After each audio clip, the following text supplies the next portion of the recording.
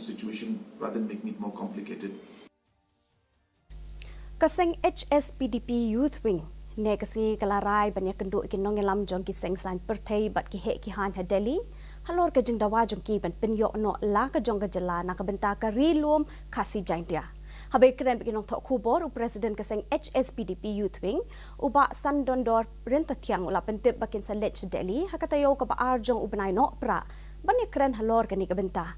Hagway pat kaliang o President Seng ulak kentat ban keren niken tho shapang ke jingja sya siat hamukro namar bagi Nongialam bah kledo Jong Seng geladap ikren halor kate ke jingja.